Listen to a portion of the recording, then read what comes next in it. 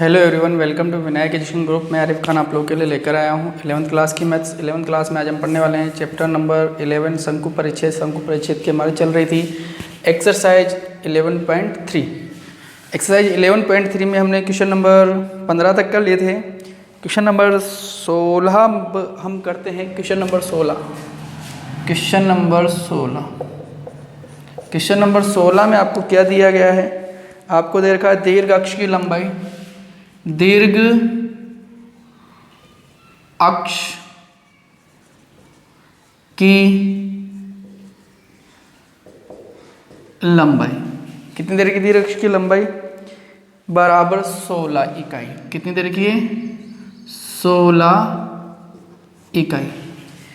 इसके बाद में नाभियों के निर्देशांक, नाभियों के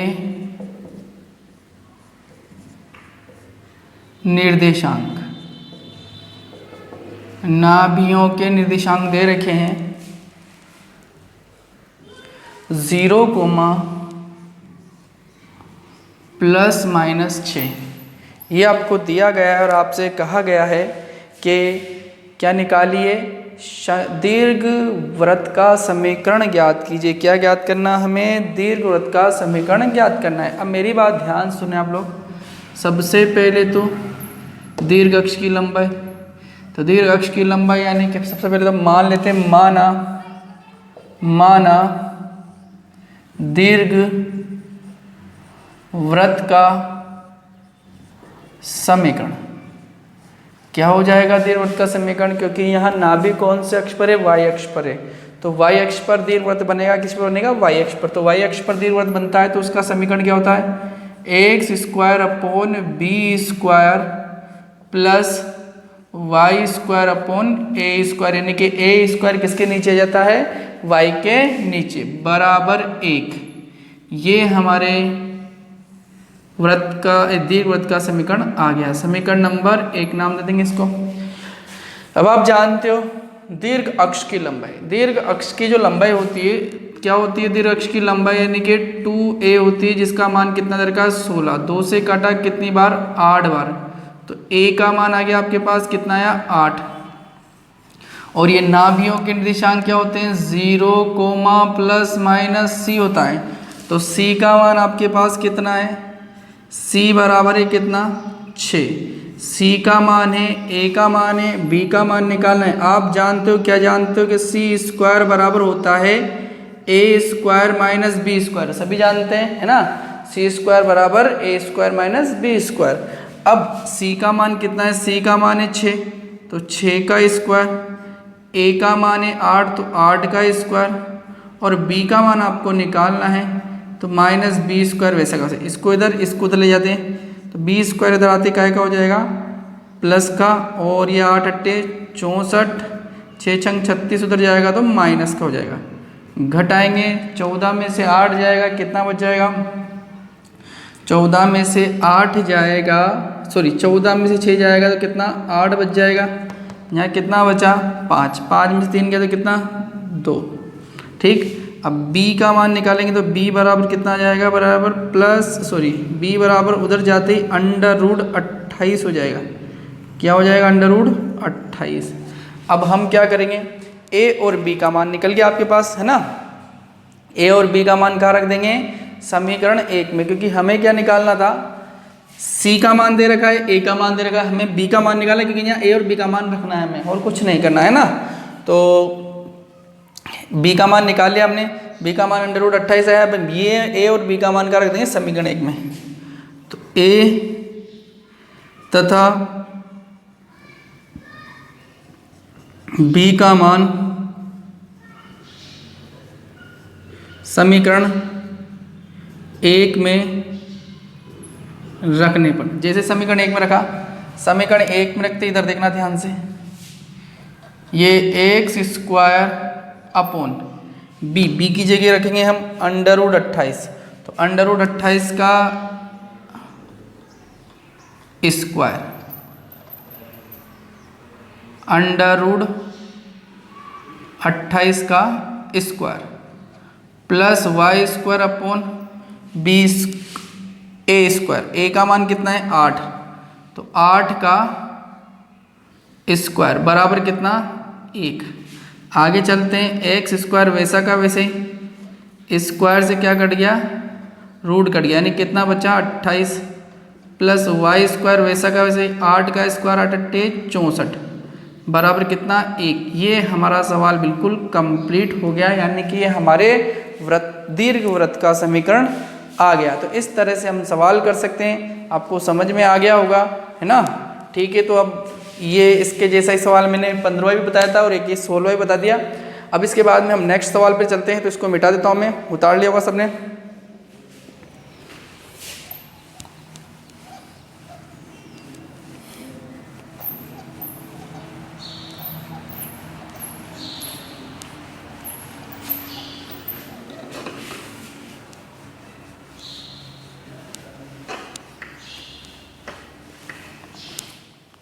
इसके बाद में नेक्स्ट क्वेश्चन है, नेक्स्ट क्वेश्चन आपको दिया गया है क्वेश्चन नंबर 17।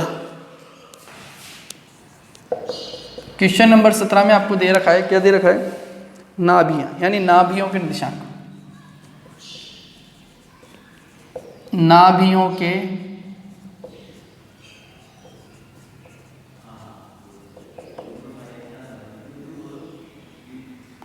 निर्देशांक, नाभियों के निर्देशांक दे रखे ±3,0, ये नाभियों के निर्देशांक है। और a बराबर आपको दे रखा है 4, a का मान दे रखा है 4, नाभि ये होता है ±c,0 ने c का मान है, किसका मान है c का मान। तो आपको दीर्घवृत्त का समीकरण निकालना है, तो मान लेते हैं, माना दीर्घ वृत्त का समीकरण क्या हो जाएगा, दीर्घवृत्त का समीकरण, दीर्घवृत्त का समीकरण हो जाएगा, क्योंकि दीर्घवृत्त किस पर बना हुआ है, एक्स अक्ष पर, क्योंकि नाभि का अक्ष पर स्थित है एक्स अक्ष पर, तो एक्स अक्ष पर बना हुआ है। तो क्या हो जाएगा दीर्घवृत्त का समीकरण, एक्स स्क्वायर अपॉन ए square Y square upon B square बराबर 1, यानी कि जिस अक्ष पर बना होता है उसी के नीचे ए स्क्वायर आता है। आया समझ में, एक्स अक्ष पर बना हुआ है तो एक्स अक्ष, नाभि एक्स अक्ष पर स्थित है तो एक्स अक्ष के नीचे क्या आ जाएगा ए स्क्वायर। अगर वाई अक्ष पर बनी हुई नाभि तो वाई स्क्वायर के नीचे क्या आ जाएगा ए स्क्वायर हो जाएगा। ठीक है, जैसे हमने इससे पहले वाले सवाल में किया था। इसके बाद में समीकरण नंबर 1 नाम दे दिया। अब आपके पास सी का मान है, ए का मान है, आपको निकालना है बी का मान, सेम उसी सवाल की तरह। तो आप जानते हो चूँकि सी स्क्वायर बराबर क्या होता है, सी स्क्वायर बराबर होता है ए स्क्वायर माइनस बी स्क्वायर। अब सी का मान आपके पास कितना है 3, तो 3 का स्क्वायर वो रहा सी का मान, और ए का मान ये रहा 4 का स्क्वायर माइनस बी स्क्वायर को उधर लाएंगे तो काय का हो जाएगा प्लस का बी स्क्वायर। 4 का स्क्वायर कितना 16, 3 का स्क्वायर कितना 9, 16 में से 9 गया तो कितना 7, तो b बराबर कितना आ जाएगा √7, क्योंकि स्क्वायर उधर जाएगा तो काय में कन्वर्ट हो जाएगा, रूट में कन्वर्ट हो जाएगा। तो a और b के मान आपके पास आ गए, तो यहाँ क्या रख देंगे a तथा b का मान समीकरण 1 में रखने पर, जैसे a और b का मान समीकरण 1 में रखा तो एक्स स्क्वायर एक ही जगह रखा अपन ने 4, तो 4 का स्क्वायर प्लस वाई स्क्वायर और b की जगह कितना रखा √7 का स्क्वायर बराबर कितना 1। और आगे चलते हैं तो एक्स स्क्वायर वैसा का वैसे ही 4 का स्क्वायर कितना हो जाएगा 4 चौक 16 प्लस वाई स्क्वायर वैसा का वैसे ही स्क्वायर से रूट कट गया, यानी कितना 7 बराबर 1। तो ये हमारा बिल्कुल सवाल कंप्लीट हो गया। इसको उतार लें, सेम उसी सवाल की तरह है, कुछ भी नहीं करना, सेम मौका वही किया है जो उसमें किया है, उतार लें।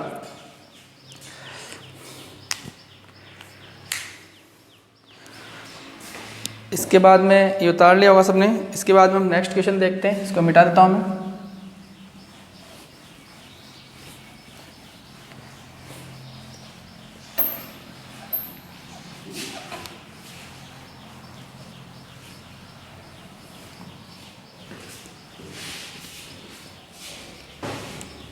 नेक्स्ट क्वेश्चन है क्वेश्चन नंबर 18। क्वेश्चन नंबर 18 है। क्वेश्चन नंबर 18 में आपको दिया गया है, क्या दिया गया है, b बराबर 3, b बराबर 3, c बराबर 4 और आपसे कहा गया है केंद्र मूल बिंदु पर नाभियां एक अक्ष पर स्थित है। क्या कह रखा है, केंद्र मूल बिंदु पर तथा नाभियां एक्स अक्ष पर स्थित है। क्या है, एक्स अक्ष पर स्थित है। केंद्र तो मूल बिंदु पर है और नाभि क्या है, एक्स अक्ष पर स्थित है, यानी कि नाभि एक्स अक्ष पर है। तो दीर्घवृत्त का समीकरण तो मान लेते हैं, माना दीर्घवृत्त का समीकरण क्या हो जाएगा, दीर्घवृत्त का समीकरण एक्स स्क्वायर अपॉन ए स्क्वायर, क्योंकि एक्स अक्ष पर है ना, तो इसके नीचे plus y square upon B square बराबर कितना होगा, 1 हो जाएगा। कितना होगा भाई, 1 हो जाएगा। इसको नाम देंगे हम समीकरण नंबर 1। क्या नाम दे दिया, समीकरण नंबर 1। अब b का मान 3 है, c का मान 4 है, तो चूंकि आपको मैंने एक समीकरण बता रखी, क्या बता रखी, c स्क्वायर बराबर होता है a square minus b square. ये समीकरण बता रही है। उसी से हम क्या करेंगे, b का मान है, a का मान निकालना है। a का मान निकल जाता है तो a और b का मान यहाँ रखते हैं, हमारा दीर्घवृत्त का समीकरण आ जाएगा। तो हमने रखा c की जगह, c का मान कितना है, 4 का स्क्वायर, a की जगह नहीं है, एक तो वैसा का वैसा ही, b की जगह है कितना, 3, तो b का मान 3, 4 का स्क्वायर कितना 16, 3 को इधर लाएंगे तो 3 इधर आता क्या हो जाएगा, प्लस का 3 का स्क्वायर कितना 9 बराबर a स्क्वायर। तो a स्क्वायर बराबर कितना 25, यानी कि a बराबर कितना आ जाएगा √25 और √25 का मान कितना होगा 5। अब हम क्या करेंगे, a और b का मान आ गया, तो a तथा इधर से रख देते हैं, a तथा b का मान समीकरण 1 में रखने पर, जैसे समीकरण 1 में रखा, समीकरण ये रही 1, तो इधर देखो एक्स स्क्वायर वैसा का वैसे ही, a का मान कितना है तो 5 का स्क्वायर प्लस वाई स्क्वायर वैसा वैसे b का मान कितना है 3 का स्क्वायर बराबर 1। ठीक है, और आगे चलते हैं, एक्स स्क्वायर वैसा वैसे 5 का स्क्वायर कितना 25 प्लस वाई स्क्वायर वैसा वैसे 3 का स्क्वायर कितना 9 बराबर 1। तो ये हमारा सवाल बिल्कुल क्या हो गया, कंप्लीट हो गया। इस तरह से हम सवाल को कर सकते हैं। तो आपको समझ में आ गया होगा, बेसिकली सारे सवाल एक जैसे ही हैं और ज़्यादा अंतर नहीं है, सिर्फ ए बी का मान निकालना है, ए बी का मान निकाल के इसमें समीकरण में रखना है और आंसर लाना है। तो उतार लें आप इसको।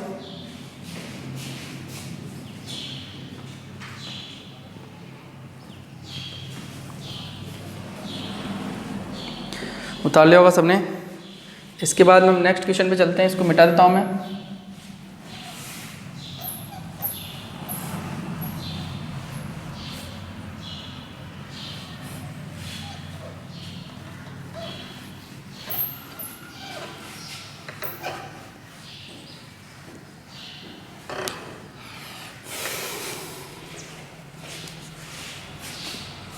नेक्स्ट क्वेश्चन है क्वेश्चन नंबर 19। क्वेश्चन नंबर 19 दिया हुआ है, क्वेश्चन नंबर 19 है,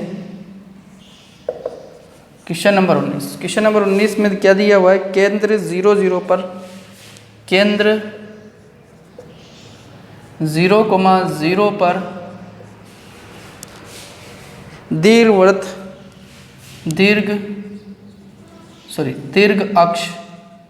दीर्घ अक्ष है, दीर्घवृत्त नहीं है, दीर्घ अक्ष y अक्ष पर और दीर्घ अक्ष y अक्ष पर और बिंदु 3,2 1,6 से जाता है, बिंदु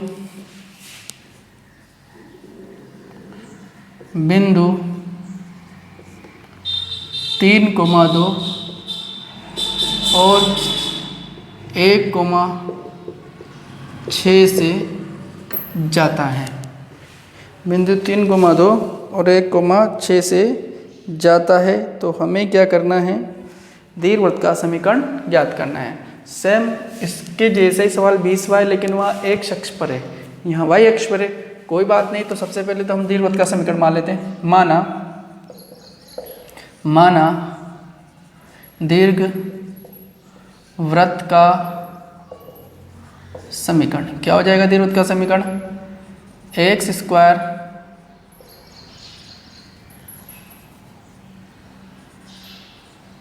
अपॉन y अक्ष पर ना, तो b² plus y² upon a² बराबर कितना, 1। ठीक, अब ये हमारे समीकरण नंबर 1 होगी।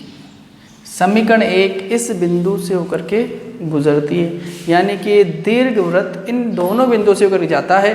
तो पहले तो हम इस बिंदु से गुजार देंगे। तो हमने गुजारा कि दीर्घवृत्त 1 बिंदु 3,2 से गुजरता है।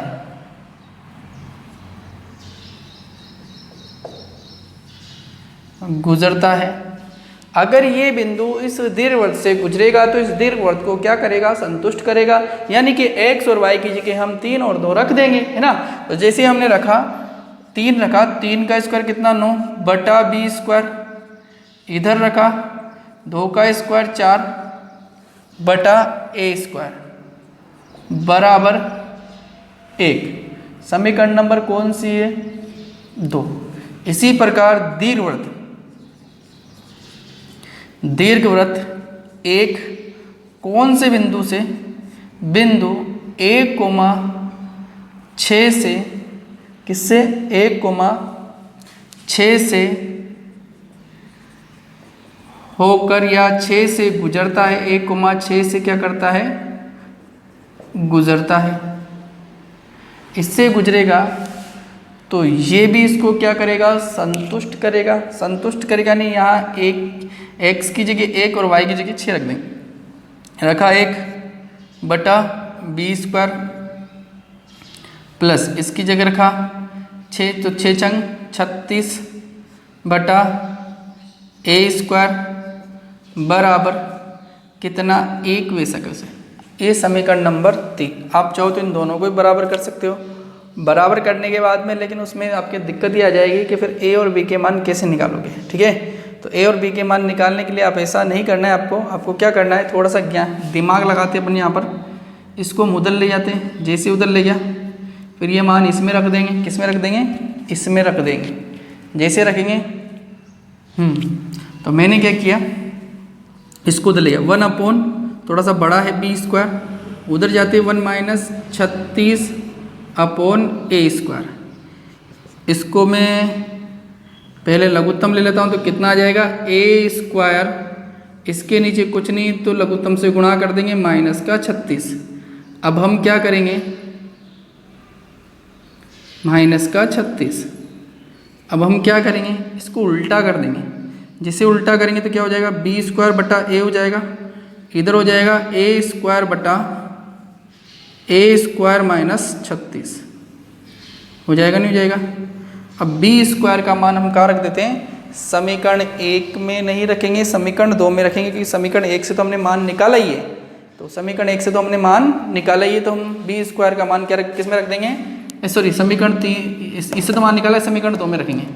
तो बी स्क्वायर का मान, इसको नाम देंगे हम समीकरण नंबर 3। बी स्क्वायर का मान समीकरण 2 में रखने पर, जैसे समीकरण 2 में रखेंगे, ये रखा अपन ने, ये समीकरण 2, तो यहाँ 9/b, b का मान रखेंगे, b का मान ये रखेंगे, रखा b का मान, तो ये 9/a स्क्वायर माइनस 36, या ये बड़ा वाला बटा है, ठीक है। फिर प्लस 4 वैसा का वैसे ही, और ये ए स्क्वायर वैसा का वैसे ही, बराबर 1 भी वैसा का वैसे ही, ठीक है। अब हम ये बटा के बटा में तो ऊपर चला जाएगा, 9a स्क्वायर माइनस 36 हो जाएगा, और बटा ए स्क्वायर वैसा का वैसे ही प्लस 4/a स्क्वायर बराबर 1। इसको हम लघुत्तम लेकर के उधर भेज देंगे, है ना, वजह गुणा कर देंगे। तो यहाँ 9 से गुणा किया तो 9a स्क्वायर, 9 से गुणा किया 9 छंग 54 का 4 हासिल का 5, 9 तिया 27, 27 और 5 कितने 32, 27 और 5 कितने 32, 9 छंग 54 का 4 हासिल का 5, 9 तिया 27, 27 और 5 कितने 32। इसके बाद में प्लस, इसको उधर भेज दिया 4, उधर भेज दिया तो क्या हो जाएगा ए स्क्वायर। आगे चलते हैं, इस ए स्क्वायर को उधर लाएंगे तो 9a स्क्वायर, है ना,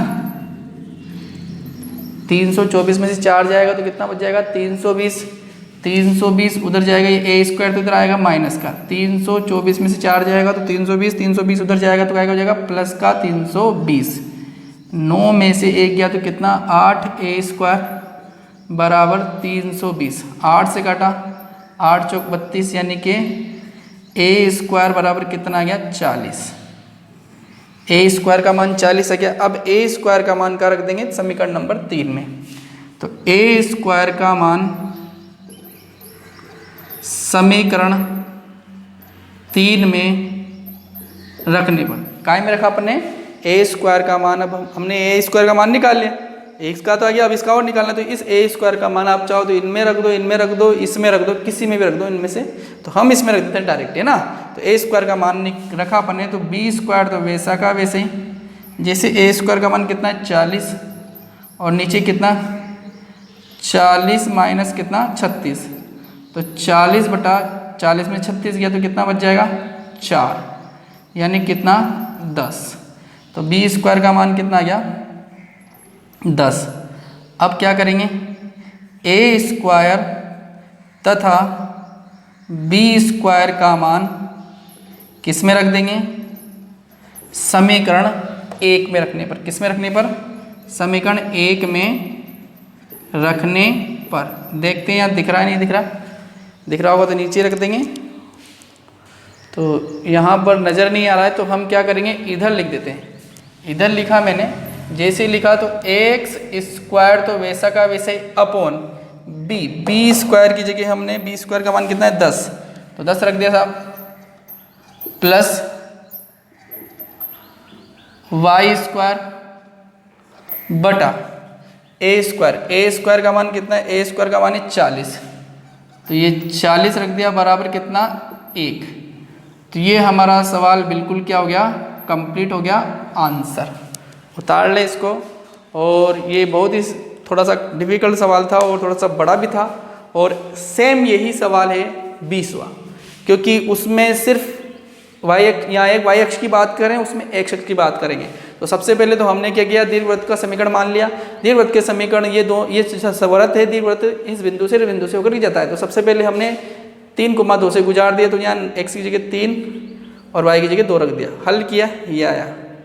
समीकरण नंबर 2 नाम दे दिया। फिर दीर्घवृत्त 1 को हमने 1,6 से गुजार दिया, यानी 1,6 से गुजरता है, तो यहाँ x की जगह 1 और y की जगह 6 रख दिया। या हमने क्या किया, इसको यहीं पर रख दिया, इसको उधर लेके तो माइनस का हो गया, इसका लघुत्तम लिया तो ये आया, इसको उल्टा कर दिया तो b² / 1 यानी कि b², इसको उल्टा किया तो ये।